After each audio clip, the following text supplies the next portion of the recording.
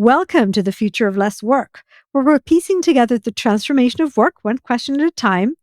I'm Nirit Cohen, and with me today is Hans Meeder, former Deputy Assistant Secretary of Education and author of the book called Preparing Tomorrow's Workforce. So here's why I asked Hans to join me in this conversation, because he insists we should be teaching career navigation skills really early. And I've heard him questioning the college first mindset. Hans, welcome to the Future of Less Work. Hi, Nirit. I'm so delighted to be here with you. Thank you. Thank you for joining me. I was thinking, I was reading some of your stuff and I'm thinking, basically you're saying we should be teaching young people what so many adults are only now just figuring out.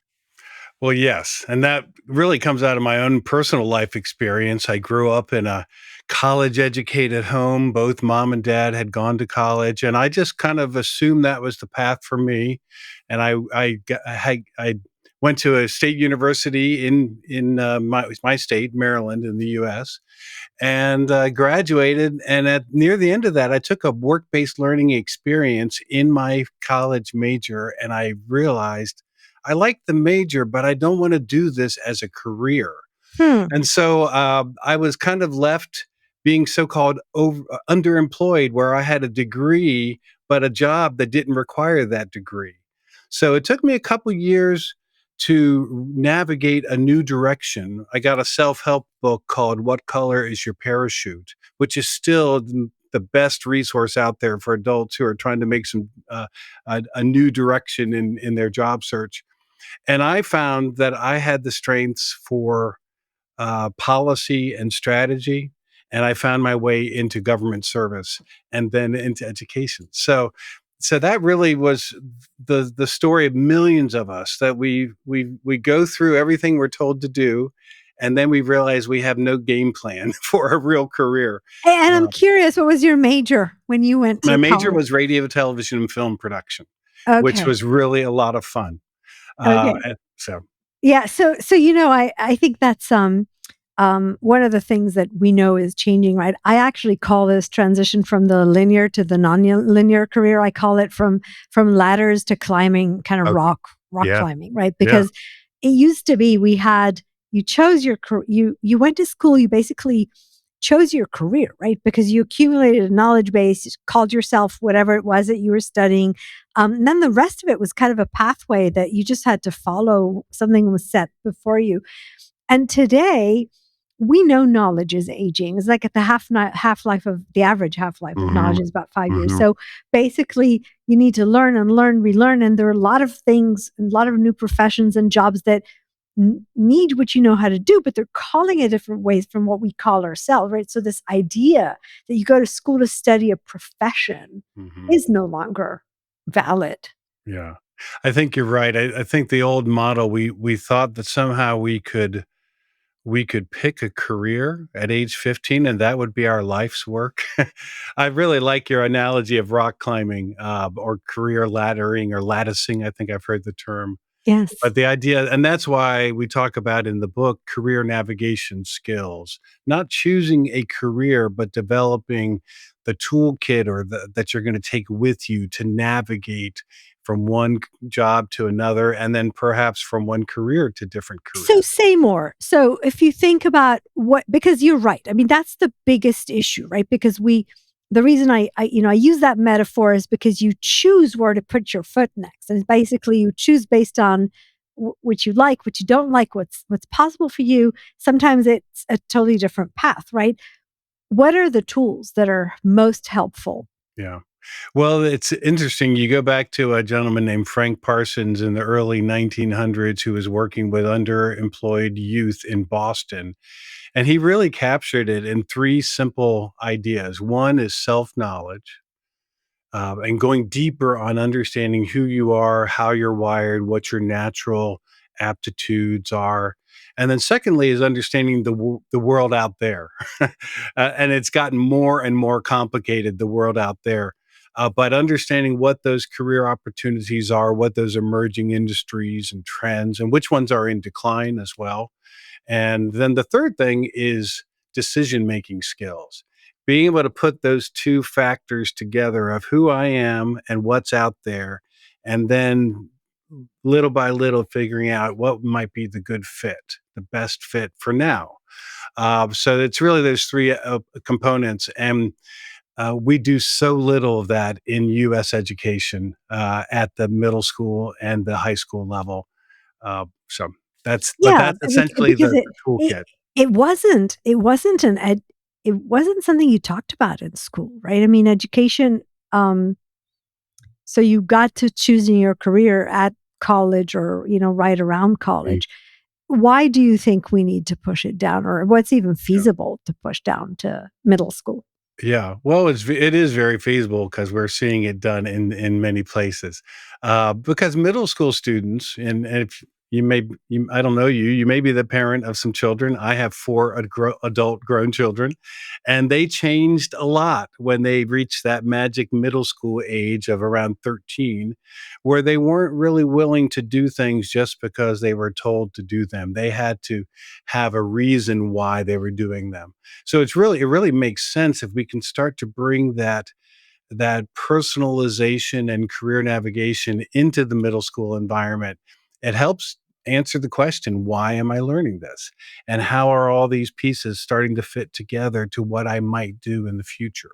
So we also see great examples of how it can work at the middle Yeah, school. please, could you share? I mean, Yeah. I'd love to hear some practical Well, examples. one of the most ones I've really admired is a very small little school district in Southern Oregon called Klamath County Schools. They have a middle school and a high school. And with the middle school students, about 140 of them, I think in their 8th grade class. Each one of them takes a personalized assessment. It's called Youth Science. And during that assessment, they do some activities what are called brain games. They learn about their natural aptitudes, and then they see how those natural aptitudes can be matched up to different career paths. And they have classroom discussions. They talk with teachers and counselors, and they're not trying to make a career decision. They're just trying to make some decisions about next steps. So then they start to rank some careers that they're interested in, and then all of those 8th graders one day go up to the high school and they see what the high school has to offer. Uh, from both academic classes and what they call career technical education classes. So you're Um, basically saying I'm going to teach them more about themselves and what they like right. so that when they choose what to study, it's a conscious choice as Absolutely. opposed to just kind of intuition or your Yeah. parents told you or something like that. Yeah. And then every year, so cool the way they do it is that every year they have a special unit where they revisit the things that they've thought about, and then they get to make updated decisions on that all through their high school experience. What do you think we can do as parents? As I'm parents, wondering. yes, as parents, we when we have a chapter in the book specifically for parents, because in some places, really good career exploration activities like that probably maybe aren't happening inside the high schools. So we have to become informed consumers and advocates. So one, as a parent, if I was going back to when my kids were getting ready to go into middle school, I would start just talking to the school counselor at the middle school and saying, "What do y'all do for career exploration, career learning?" And then in the book, we show parents some resources. There's some great national databases that explain career options. So even if your school district doesn't have some of those things, you could even become aware of those and introduce your student to them. And then you can also, like with a platform like Science, you can get a personalized account if your school doesn't offer that. Uh, so the other thing I would do is I would learn about what's happening at the high school programs and also what's happening at my local 2-year colleges, uh, to see what kind, if my child doesn't really want to go into a 4-year college program, what would be some nice 1 or 2 year skills training programs that are available. Yeah, so you just yeah, you just touched on a touchy subject. We'll get right back to that Yeah. one, but I'm actually thinking a lot of parents are still, they started their careers in a world where you did go for an education that set your path, and then you worked, I don't know, 3, 4 decades on that path, and then you retired, and that was kind of the deal, right? Um, and this idea that you set your course for the next few years, and then you get to reevaluate it and change. I mean, I grew up in an environment where if your resume had too many lines, it actually suggested you weren't serious, right? And today, you look at somebody like me who was 30 years at Intel, and you're looking at this and you're saying, "Wow, you're, either a dinosaur or very inflexible," right? So you actually need to, I think, start with role modeling, or at least opening up the conversation and giving Mhm. permission to think differently about how people think about education and careers. That's really important. And on a positive note, American youth have become a little skeptical of the go to college message.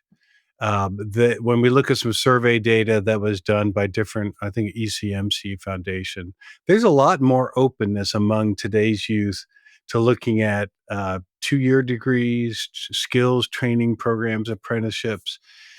So the message that the only way to be successful is through a 4-year degree, that has kind of started to fall apart on the And negative side. I'm Yeah. wondering if that's because we don't need um a bulk kind of education years in the beginning, or because academics have not adapted to what they need to be teaching, or are adapting slower, and so they're still teaching people something that in a few years will not be relevant, and so people are saying, okay, I'm not going to pay for that.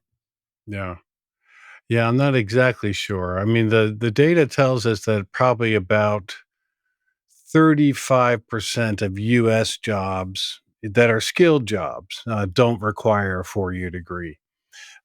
So that you really can earn a decent living. I know someone who's going through a 6 or 7 month training program to be an electrical lineman. No college degree. He can earn about 110,000 dollars with overtime. So you can do pretty well in certain areas without a college degree, and then even if you have a college degree, you can earn very little depending on what major you chose. Um, I think that skepticism. There's been a lot of noise in the last 15 years about uh, people either taking on too much college debt and not being able to pay it off.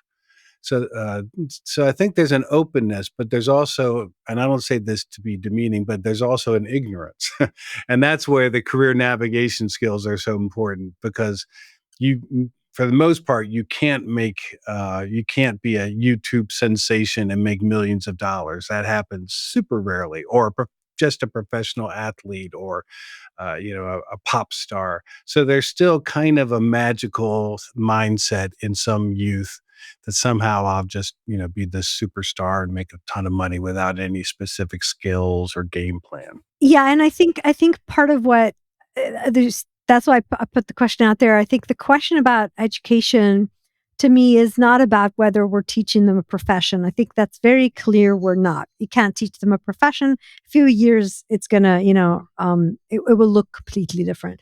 But I think we might need to teach them to learn, and to teach them the skills to continue learning. And we do. So you're right. We're requiring less college degrees. We're still seeing the people with the college degrees make more money. Isn't it because that they know that they need to continue learning, and they have the tools to do that over, Mhm. as the world evolves and everything changes. Mhm. Well, yeah, that those thinking skills, those decision-making skills, problem-solving skills are just more important than ever. I do think the people that, like in that went through a 4-year college degree, we do need to be a little more informed about the skilled trades. Like I mentioned a moment ago about the electrical lineman, there are a lot of really valuable s- careers that students can get into almost immediately upon graduation from high school and earn a pretty good income. So if you become an automotive technician, that even though the cars themselves are changing incredibly quickly from with electrification and computerization, that still is going to be a very viable career path for a long time. So I don't think it's entirely accurate to say that none of the careers are gonna still be here in 10 and 15 years time. So I think that we Yeah, yeah. By the way, I don't. You're right. I'm not sure I'd say it this way, but the things you will learn to become, for example, an auto mechanic today, what you would need to know to be an auto mechanic in 7 years, right? yeah. Probably about X% different, right? And so who owns the changes and what does that mean, right? And so this Mhm, idea, to me, it's not about the college degree. It's about this idea that you have to continue mhm. learning, and I actually think you have to like what you do because that's the only way you will bother to continue learning, Right. right? Yeah, I used to not like the term lifelong learner. I think in maybe the 90s it became a thing because to me it sounded like you were always going to be having to go back for formal education. But I think the mindset is what we're really talking about is because Yes.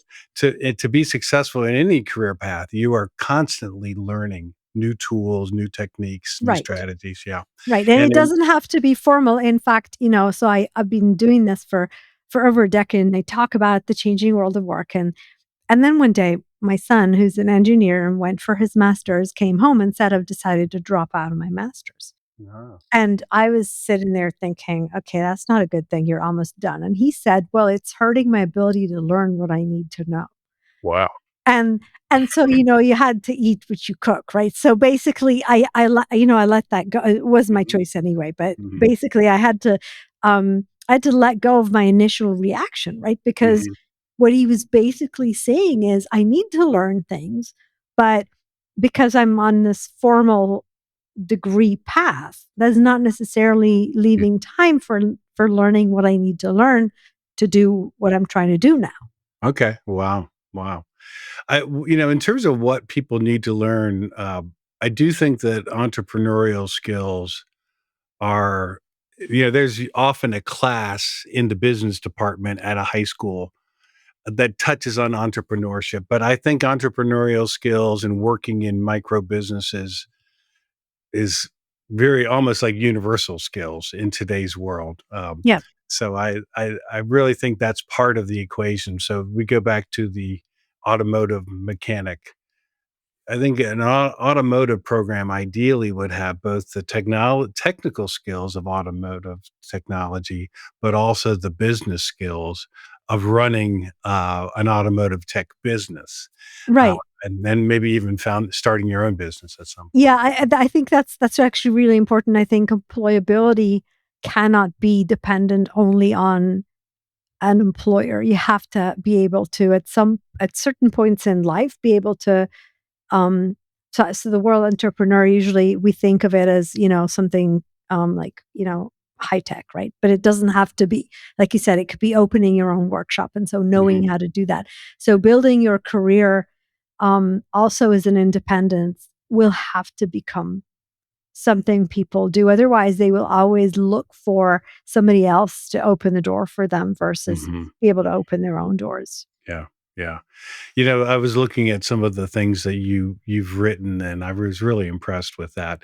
It seems like, and tell me if this is true or not, but a lot of what you write is aimed at people that are kind of in that mid-career where they're maybe making they're trying to figure out a new direction. Yeah, so I think I'm from the generation which started out with there was a very clear promise, right? If we put in the work, Mm, we get our degree, right? And we accumulate that body of knowledge, and then we all we had to do was find an employer and mhm, stay the course, right? mhm, And then they'd call you to training, they'd promote you, they'd give you jobs, and you'd kind of realize your midlife that you're either a manager or a professional with kind of a lot of body of knowledge and well respected, and you can cruise through the rest of the years to retirement, which is when we'd have all the fun that mhm, somebody else would pay for it. And that model does not exist anymore. And nobody taught us that we have to stay relevant and not Mhm. rely on our employer for training and for, the stability. And I think that is where a lot of my writing started, Yeah. when I realized that the rules had changed and we have to figure out, there's no point in whining, right? I mean, you Right. can whine if you like, but it's not going to help, right? So basically, we have to figure out how to reinvent ourselves. And Mhm. what I keep telling people are, there are a lot of people out there that need what you know how to do. They're Mhm. just calling it different names. Mhm.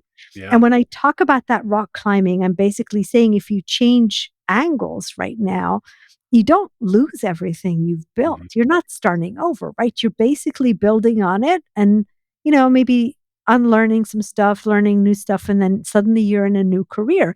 But it's not starting from scratch. You're not a junior. Right. Right. Yeah.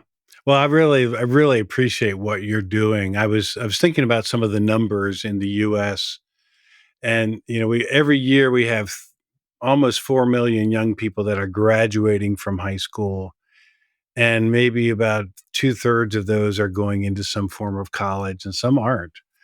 But that's why we're really advocating for our school systems to have really kind of a blend of financial literacy and career exploration as part of the core curriculum. But it's so when I talk about preparing tomorrow's workforce, that's a real long-term view, because only, 3.5 million, and there's 170 million US workers. So it's going to take a while Yes.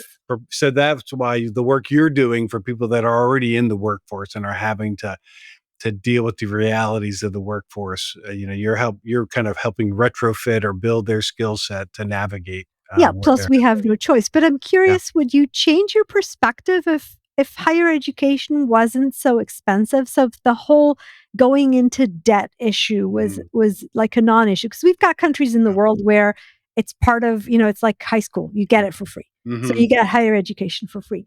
Would you also say you don't need it? You don't necessarily need it? Because someone's paying for higher education regardless. And as a taxpayer, if I'm paying for 100% of somebody else's higher education, I would want to make sure that they have all the skills to make a good choice.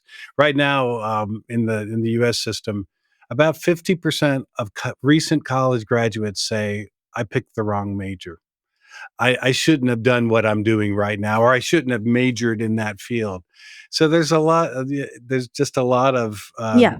lack of knowledge. So I would want that to be a good investment, whether it's the individual or the taxpayer that's paying for Yeah, that. no, I do agree with you. I think I'm struggling with the idea that higher education necessarily means, the whole idea of major is, it goes back to, you're on track for a profession. And I wonder whether over time we will not see how that evolves to, I'm giving you the tools Mhm. to be a good um, learner, Mhm. and Yeah. giving you what we used to call soft skills, but people skills in a technology era. So let's talk about policy. Yeah. What do you think needs to happen to policy so that we build the bridges from school to work in a way that prepares people for the AI driven kind of Mhm. future that we're going into? Yeah. Restate the first part of that. I didn't hear. The policy level, so building bridges from school to work, right? Yeah. At the Yeah. policy Yeah, level. there's a few things I would like to see happen. Uh, that right now about half of the states, maybe no, 35 states are now requiring a financial literacy course in high school in order to get a high school diploma. Um, and financial literacy and career exploration go hand in hand, because a lot Yes, of your very career important. decisions and career learning is all Yep. financially based. So I would actually blend that. I can't get away from the idea that I think every student should take at least one career exploration type class when they're in high school. One of the surveys we looked at, we talk about in the book, basically 60% of recent high school graduates don't remember doing anything around careers when they were in high school. Maybe something happened that they just forgot about, but if you forget about it, it means it didn't It impact. wasn't meaningful, of Yeah. course. So I think that the only way to really have more of a meaningful experience is to actually have a class. So I would combine a career exploration and financial literacy class into at least, so that would be a prerequisite. So that's kind of on the input side. And then on the output side, there's a few states now that are starting to experiment with looking at what happens to your graduates 6 years after they leave high school. And so somehow we have to start making those outcomes more visible, because school leaders pretty much do whatever the metrics tell them to focus on. And if it's high school graduation and academic scores, that's what they're going to focus on. And those things are very important. But workforce outcomes happen, from 2 to 4 years later. So a few states now are starting to actually link how many of our graduates are actually earning at least a living wage 6 years after high school. Yeah, didn't Obama do that with college? Like, put in a college scorecard where you could see what people were making a few years down the road? Yes, yeah. So that was a nice step for college, but we know at least one third of high school graduates aren't going right into college. Yeah. They might be going to the military. They might be doing something else.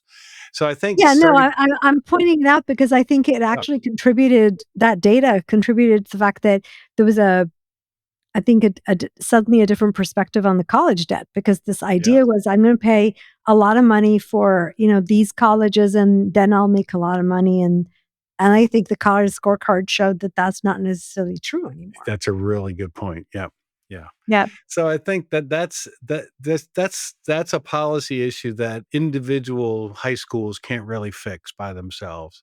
Yeah. They have to have permission. There has to be processes to do that data reporting. But on the short term, schools definitely can implement a career exploration program, Yes. and they need to do that. Yeah, and so I think that's really the big message, right? The big message is young people are going to have to navigate their careers. They're going to have to change it many times Mhm. over, Right, and we need to start teaching them these skills early on. right. Wow, thank you. So usually, Hans, I wrap up with this question that's asking for a question versus an answer. So, what do you think is the one question we should all be asking ourselves these days about the future of work? Well, there are a lot of questions. So I guess I would ask, um, hmm, with the rapidly changing world of work and the unknowns that the AI convergence is creating, how do we prepare young people to navigate that future? That's Yep. the burning question that nags me, but it And and inspires it's me. and we can ask it, right, as parents, we can ask it obviously as teachers, but we definitely can ask it at home for our own kids, right? Yeah, absolutely. Absolutely. Wow. Thank you for joining me today. For more about Hans Meeder and his work, check out the links in the podcast description. Thank you for listening to The Future of Less Work, where we're um exploring the ever changing world of work, one question at a time. And remember, the new social contract is a win win between people and organizations. Your best people do not work because they have to, nor because you tell them to, nor because you measure them on it. They work because they want to, because by working for you, they're achieving their own purpose in life. Until next time.